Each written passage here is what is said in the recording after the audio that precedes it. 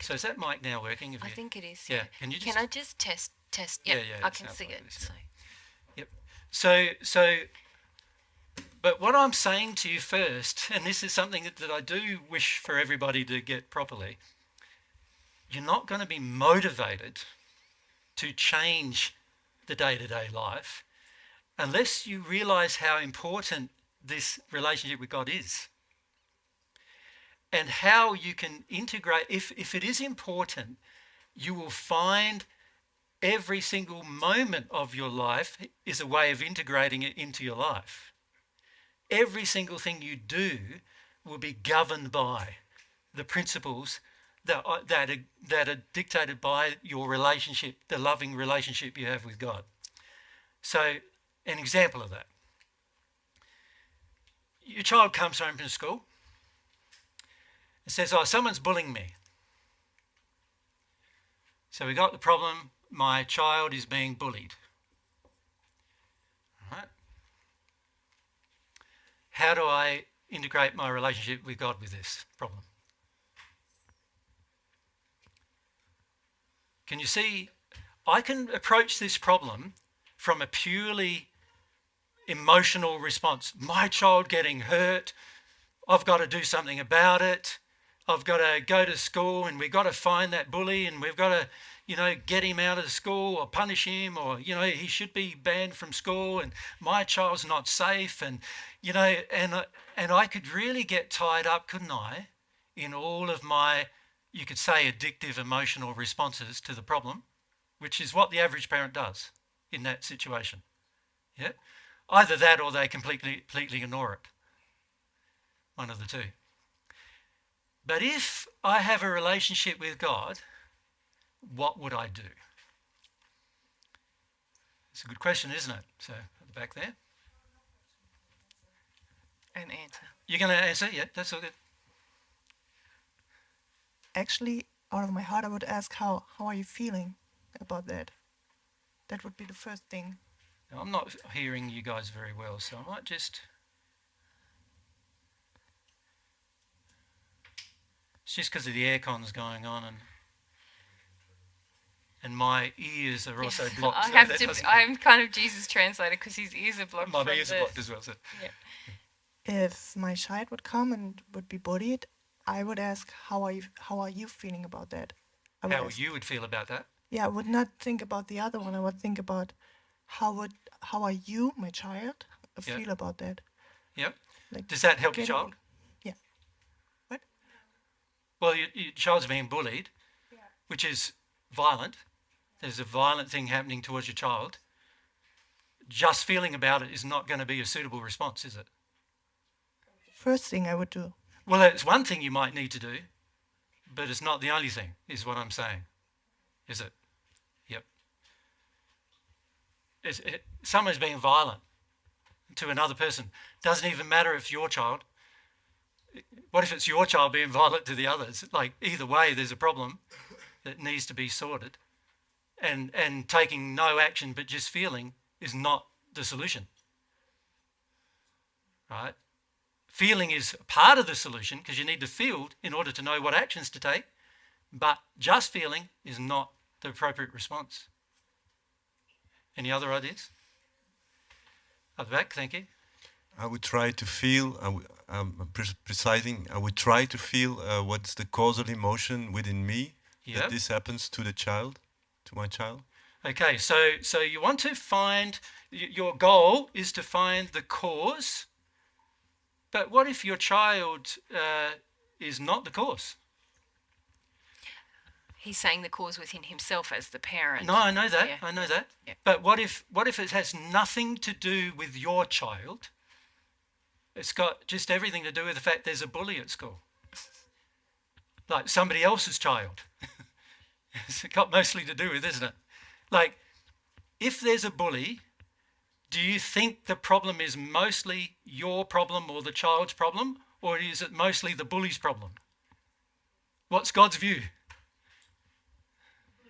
Is a person who wants to commit violence in a worse state or a better state than the person who receives the violence? isn't the person who commits the violent act in a worse state. Isn't that true? So mostly it's the bully's problem, isn't it? Or you could say the bully's family or the surroundings, the environment of the bully, it's mostly their problem.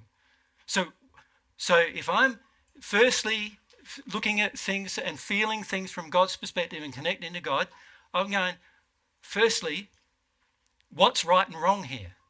So the very first thing I would do with any situation is look at the truth of the situation.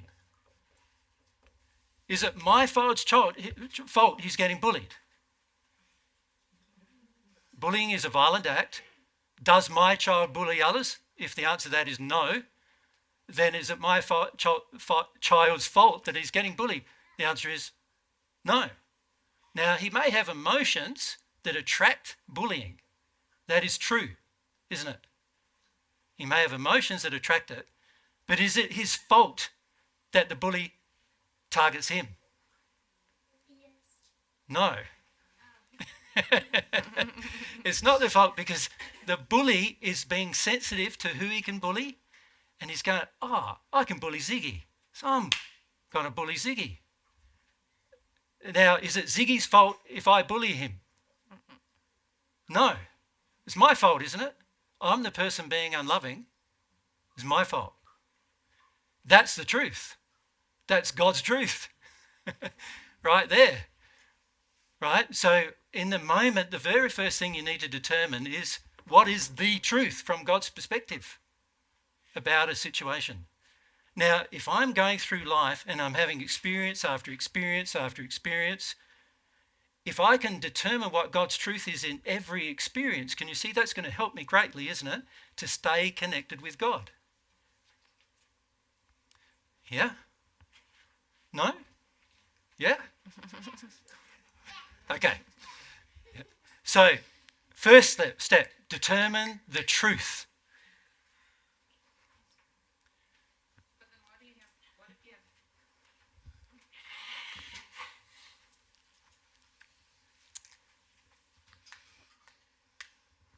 So what if you have two people that both feel that they are feeling God's truth, and they have opposing stories? Firstly, but what if, let's look at but what if, firstly.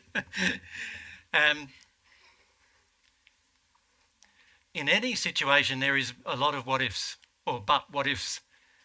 The key is, what does God feel about the situation, really? Now, two people frequently will feel like, if you talk to a Christian and he's, say, being very violently outspoken towards, say, a Muslim, the Christian will feel he's right, and the Muslim will feel he's right, and both of them will feel in harmony with God.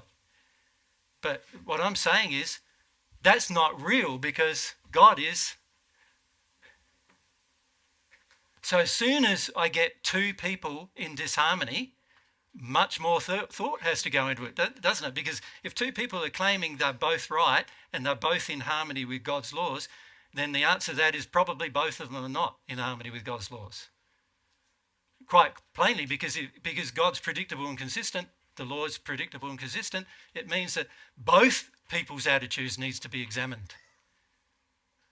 That would be my response to it straight away. Does that make sense? But let's look at the but what if.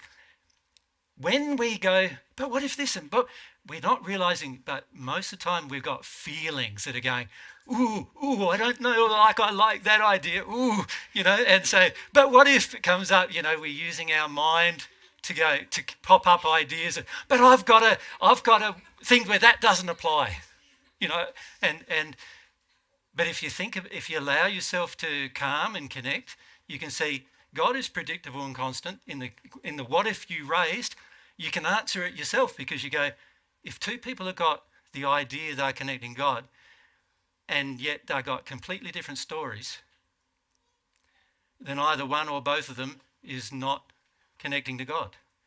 So now I have to, using my connection with God, determine which Of the two. is correct. I need to take more responsibility with my connection with God to work out who is right and who is wrong, or maybe they're both wrong. I need to make that determination. But you can see, if I understand that God is predictable and constant,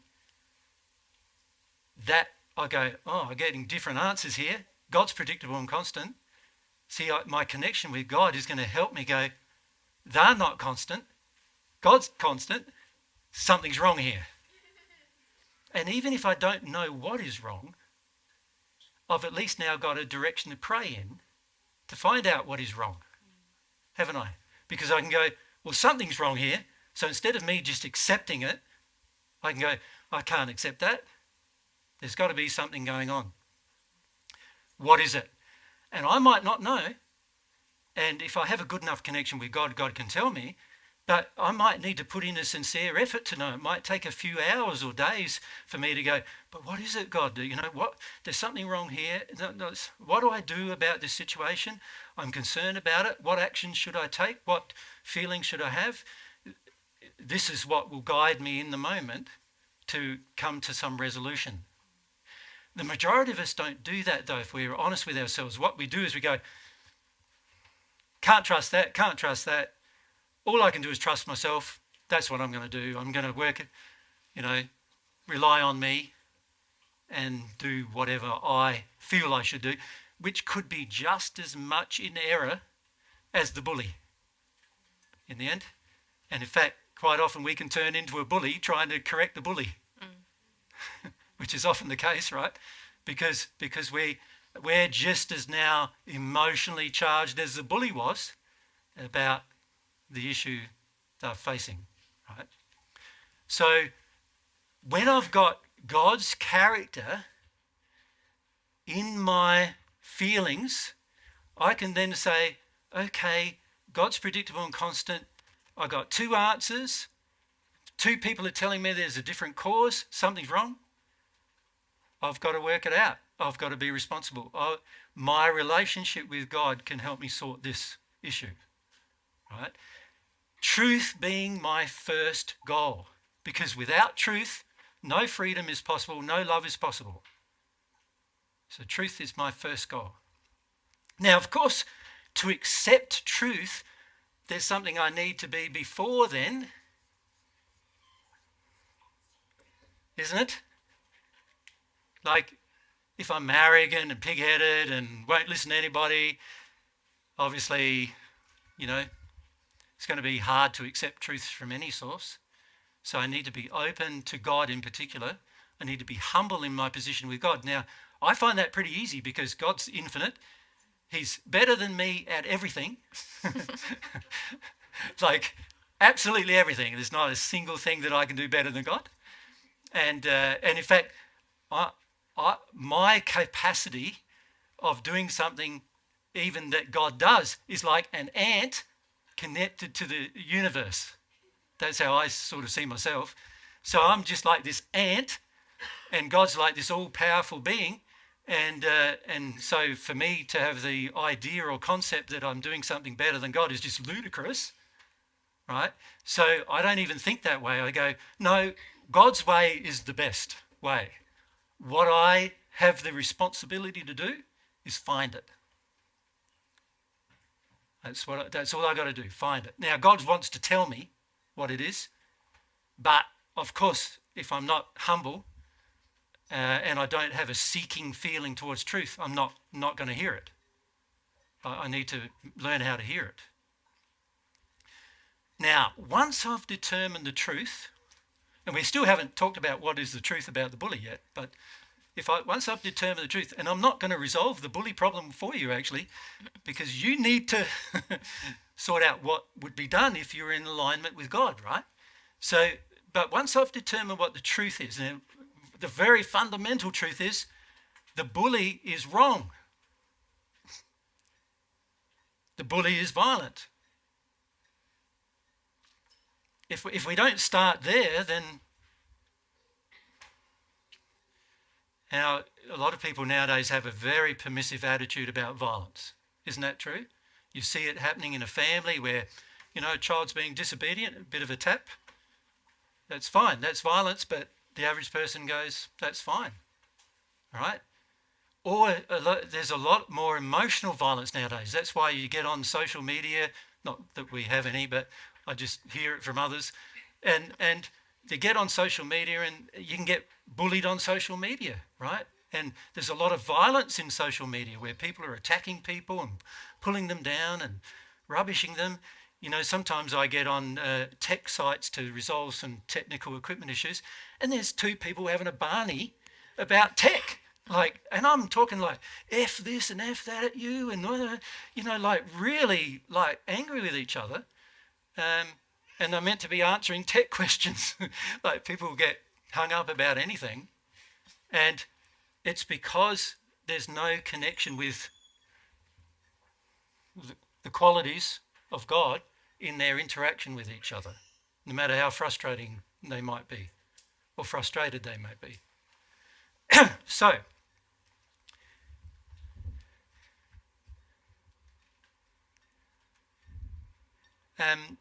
how's the aircon wise? I think we need to keep them on, don't we? So we need to be humble. We need to have a focus or a desire for truth in any circumstance. So any decision you make in the course of a day, what is God's truth about it? So you go and buy a coffee. Seems simple enough. What's God's truth about it?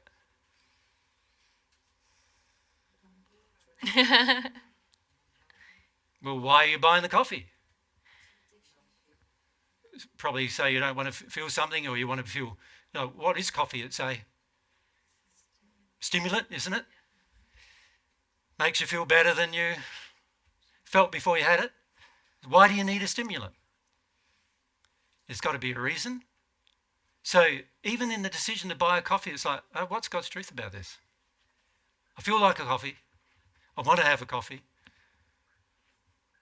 But what's God's truth? God's truth, well, why do you need a stimulant? What in the moment caused you to feel like you need that stimulant right now? You know, if you're practically connected to God, it would be, I want to have a coffee. So you admit the truth to yourself when you're humble enough to admit the truth. I need a coffee. It's like the end of my life and death. Life and death almost. And so we need the coffee, and we're honest with ourselves about it. So it's not good to be dishonest. It's not good to say, oh, yes, I could have a coffee or not, you know. I've got power over the coffee urge, whatever it is. And you know, that's not being humble or honest with yourself. And so obviously that's not going to be the answer. But if I'm connected with God, I'm going, okay, I need a stimulant. I need to pick me up. What has caused this? Why do I need this? What's going on?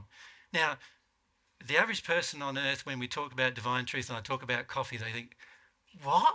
I'm not allowed to drink coffee now? Like, God. It's like, and I'm saying, well, you see, if you can feel God's feelings about you needing a stimulant, then you'd probably see it as a bigger thing than what you think, you see. Because God wants you to be in a place of constant happiness, constant freedom, constant love, constant security with yourself, but also he wants you to be like in a state where when you need a rest, you should be taking one, not taking a stimulant. He wants you to love yourself.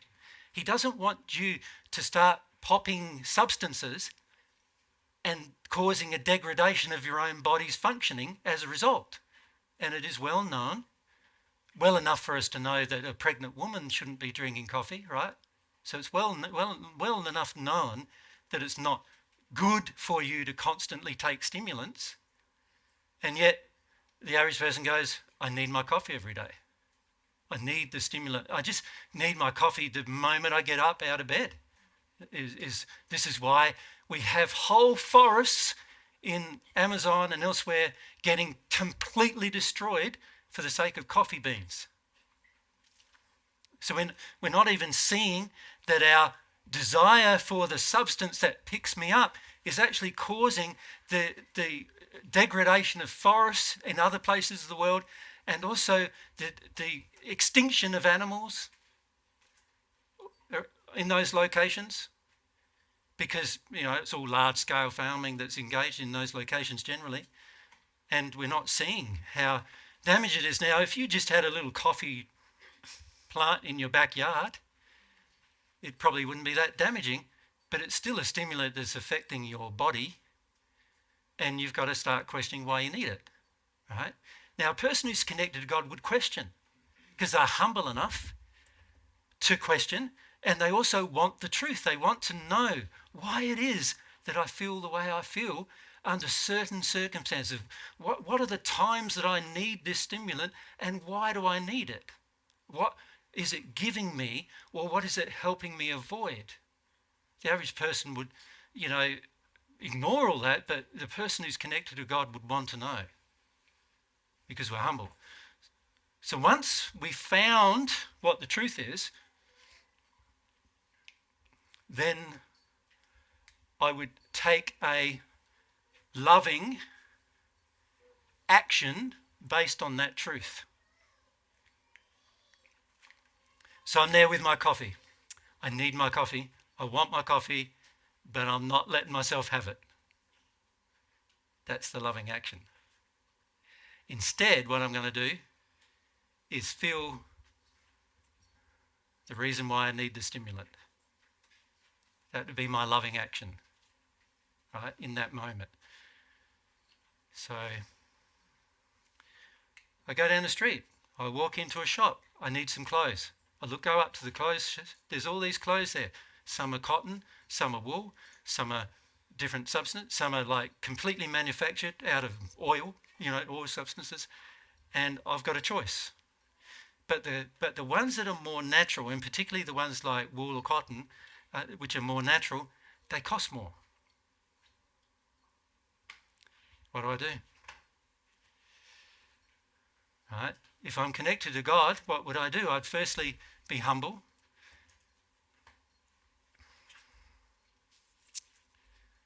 And I would say, well, the right thing, what is the right thing to do? Something that is more sustainable, something that doesn't create more landfill, something that is decomposable is going to be better for the environment than something that's not, right? Now, a lot of us go, oh, but it's recyclable. But have you seen how much energy goes into recycling something? It's often more than it takes to produce the original thing, right? So a lot of times that's not very practical at all. And if you feel God's feelings about it, God's not hot on recycling, actually, because he doesn't want the things there in the first place. So when we have this illusion of recycling, we're going down the track of going, here's a bad substance, let's recycle it over and over again and make it better by recycling it. But God's saying, why are you using it in the first place? If you're sensitive to God, you would feel that God's saying that. But the average person isn't, so we choose based on convenience, or we choose based on price, not considering the full ramifications of our decision, because we're not connected to God in the moment. We're not asking ourselves, what is love? What would be something being constant, something, being sensitive to what's going on around the world? What would they do? Here in Belgium, one of the things you're famous for is chocolate, right? Is that not true? Yes. Yeah. Belgian chocolate, top of the range. Chocolate. Do you know what goes into making it? Cocoa beans, yeah. Where are they purchased from? Because you can't grow them here. 60% of the world's cocoa beans come from Africa, right? 2 countries in particular, Ghana and I think it's Ivory Coast. Do you know what's happening to those countries? Producing this seemingly essential substance to day-to-day life, chocolate. Almost every one of their national parks is now being used for cocoa production. There's almost no native environment there anymore. The average farmer is paid $1 a day, right, in the whole of those two countries. They tried to increase the price to $1.2 a day, and the world's cocoa purchasers they stopped purchasing from those countries. Just so that you can get a chocolate cheap enough in your shop, really, is what it's about. Now, if I would go, can I live on $1 a day? How hard is it to live on $1 a day? Well, do you think they have shoes? No, they don't have shoes. Do you think they have houses? They have shanties. They live in shanties, most of these farmers. Do you think they have enough clothes? They have 2 pairs of clothes at the most for their entire life, right? For most of these farmers. They're supplying the world, 60% of the world's cocoa beans, right? And they live in like what we would classify as abject poverty. Even though chocolate is viewed as a luxury resource, isn't it? A luxury. And yet the very people who are growing it are living in abject misery. Does that sound right to you? All right. It doesn't sound right to me. But the answer isn't to stop eating chocolate necessarily, because then they'd have nothing to grow. They've already killed everything else to grow cocoa. So there has to be some loving actions that we would take that sort that out. So every time you go to buy some chocolate, you would be asking yourself, firstly, how is this addiction of mine affecting the rest of these people around the world? And if I do want to eat chocolate at some point, or eat cocoa at some point, what am I going to do to fix this problem that I'm a part of creating? What am I going to do there? There's a responsibility we have to do something about it if we're going to eat chocolate. Does that make sense? Yep. Microphone.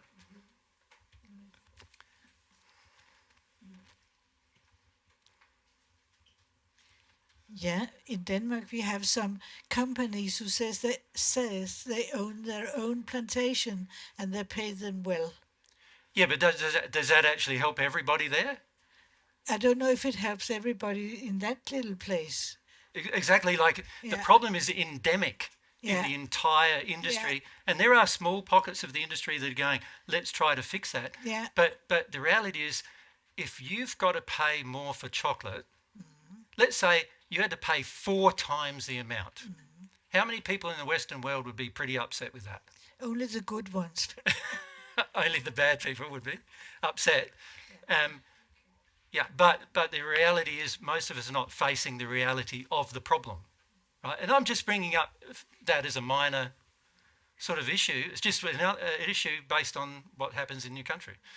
Yeah, if I can ask a question about that, because I feel like me and my family, we made quite a lot of decisions. You know, stop using makeup, not wash your hair, I don't know, like not drive a car or grow your own vegetables. Yep. Stop playing sports but how do you keep balance? How do you two keep balance in making decisions that are... This idea that we have to stop everything is not wise. But then you say stop eating chocolate, stop I'm not saying stop eating chocolate, I'm saying... So where's the balance? So for example, makeup. I could say like makeup, we could just stop with it, right? Because... Yeah. And earrings, you could stop with that. Yep. But then clothes, I mean, like, I don't really care about that much about what I'm wearing, but I also can see that some people really enjoy wearing certain clothes. Well, it's an expression of your personality, isn't it? Yeah, exactly. So what's where like how is it? Almost everything we do in life can have love brought to it. So it's very rare that we need to actually stop something. So an example of this is this. So wearing makeup can be loving. Or Well, not. So that's a... I don't wear makeup. Now, I No, feel me that neither. the But I closer think you get to Mary God, sometimes you won't. does, or wearing earrings. So is it like where I There's a difference between makeup and earrings, isn't there? Because earrings can be passed on from generation to generation. They can be permanent. They can be made once and worn thousands of times. Makeup is on, off, on, off, on, off, on, off, constant consuming. They're two very different substances. And this is where a person who's connected to God would know the difference. So if you're connected to God, you go, okay, these things that require, and why am I putting makeup on? you need natural equipment to have earrings, right? And you could maybe use. You should not have to harm the nature to put something in your ear. I mean, it's still a very small, of course, harm to nature to wear earrings. I mean, it's smaller than makeup. And Yeah, I'm saying, I don't wear earrings either. oh yeah, me As you neither. notice. And the whole idea of piercing your body is an act of self-hatred, actually. From God's perspective, he made your body perfect. Why would you want to spoil it with some holes? Unnecessary holes, right? In different parts of your body. It's like, why would you want that? You see, a lot of times these things are treated in the world as expressions of personality when actually they're expressions of injury. They're expressions of, I have some feelings or misgivings about myself and I need to look better, so I need to put on makeup, right? Rather than address emotional issues, let's put on makeup instead. Let's wear earrings instead, because if I wear earrings, then I maybe look more attractive, a bit of bling, looks better. But oftentimes we do these things, like we have to pierce our body to do it. And I don't think any of you ever enjoyed having your ears pierced, probably, would you? No. Or those of you who had your ears pierced, you wouldn't have enjoyed it at the time, would you? It's one of the most sensitive parts of your body. And yet, how many times it's done when a person's even a child? Like they can't even make their decision for themselves. They're forced upon by mum or dad or something to make that decision.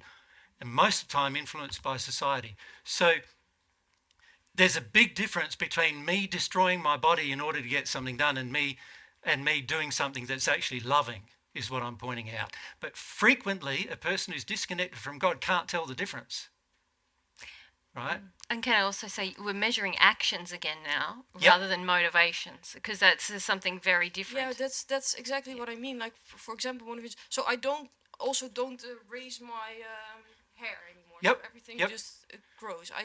Because it feels good. But then when somebody explains to me, yeah, well, I do that because it's I feel better because of doing it. Then it's Then sometimes I don't. Yeah, maybe then I don't have a connection. I'm pretty sure I don't have a connection with God. But like, do you sometimes still doubt, or is it so clear that it's What happens when you're connected with God? Every single thing has a definite answer. It is confronting when you don't want the answer, but it's also very good because you get an answer on every subject you want. So that's what I love about it. But if you think about it, it's confronting emotionally to be told by somebody, actually, this is an unloving thing. Like me just even saying eating chocolate in the manner that it's currently produced is unloving is confronting enough for many of you. And I haven't even talked about your personal emotions about it yet, right? So it's like, well, if just one little thing like eating chocolate is already confronting, then what it's going to be when you've got to change your whole life? How's that going to be? So the issue is that I'm trying to illustrate by giving you examples, is the issue is every single connection I have with God and all of God's qualities will influence my ability to determine the truth on any subject and therefore act lovingly in every situation. That's the net result. So the net result is if I am connected to God and connected to God's qualities, which is all about, one of the qualities is love. So once I am connected with God and connected to those qualities, there are certain truths that become self-evident in every question. And once those truths are established, now I can act in a loving manner about them. That's what I'm suggesting. It's going to confront me because every addiction that I have, every reason, justification that I have that's unloving is going to get confronted. Every one of them. Relationships, friendships, what I eat, what I drink, what I wear, makeup, earrings, hairstyle, everything is going to get confronted one way or the other. And some of the things will feel quite minor and yet be quite major, like having a coffee in the morning. The average person who is regularly having coffee, giving it up is pretty tough, right? Can be quite major. You know, a person who's smoking, very damaging to your body, smoking, but the average person having to give it up finds it pretty hard, right? Because there's a lot of emotional reasons why we do it. And that all will need to be addressed. But if I have a relationship with God, it's going to affect my life in every practical way I could imagine. Right? And this is what the average person on earth doesn't want. Because we want self-determination. We want the right to make our own choices and decisions. We want to keep drinking our coffee if that's what I want. And if I want to put on makeup, I'm putting on damn makeup and I'm not listening about anything else about it. And that's how we feel, isn't it? Like, how dare they tell me how to live my life? And God's not telling you how to live your life. He's suggesting what's loving is what he's doing. And he wants to do that because it's going to make you happier. Right? Every time you look in the mirror and put on some makeup, do you think you're happy? Because you're looking in the mirror and you're putting on makeup, you're trying to cover over the things you're unhappy about. Isn't that like you're unhappy about how you look? So you got to adjust it, right? Isn't that true? So are you happy with yourself? Now, I look in the mirror, I'm 61. I look in the mirror, I see spots happen here and there. You know, I've been out in the sun most of my life, and so get all these sunspots and everything, and my skin's going wrinkly. First time in my life, like, do you think I like it? Yes. Well, how do you feel growing old? No, it's like you go, I wish I was 30 again, right? I wish I was 30 again, but with all this wisdom that I have. Not that many people, even in their 60s, are very wise, but, that's the general way we think, right? So we are, if we come to love ourselves, there's a lot of things that we choose to do in our life that we would not do. Yeah? And God's trying to teach us how to love ourselves. And in fact, you can't become at one with God without loving yourself. Because God loves you at the moment more than you love yourselves. Proof of that is you're not at one with God yet. If you're at one with God, you will finish up loving yourself as much as God loves you. Right? And that's a lot. You will feel that if you go through the process. You'll feel how much God loves you.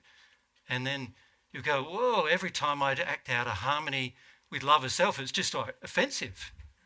I'm offending myself by acting out of harmony with love of self. So this is the thing, when I'm connected with God, it's going to affect my life in practical manners with regard to the truth, right? The truth is going to be exposed to me. And once it's exposed to me, it'll be so obvious to me that I've now got a decision to make. Am I going to do the loving thing, or am I going to ignore the loving thing? That'll be the question that I have to resolve. For many of us, what we do in our day-to-day lives, we don't want to know the truth. Because if we know the truth, it then brings this question into action, doesn't it? See, our general course of action is, let's not know the truth, because if I know the truth, then I'll have to make a decision. I'll have to do something different. So somebody asked me about, wearing earrings or makeup. What is God's truth about it? Once I know the truth, every time I go to put on the makeup, I'm patching up all the things I don't like. Can you see? Knowing the truth means that I'm now, every time I do it, it's now exposed to me, that truth. Does that make sense to you? So now that I've mentioned about coffee, every time you go and get a damn coffee, it's going to be, like, what am I doing? The truth of it, it's going to, it's like, I want my coffee, but I can't enjoy it anymore. Like, do you know what I mean? So, and this is the trouble with the truth, is it exposes things that you need to make decisions about. And the problem with exposing anything that you need to make a decision about is if you don't make a loving decision, you will feel the guilt of it every time. Every time. If you make the loving decision, you'll have no guilt at all. Yeah, which is the joy of making a loving decision, right? Yep.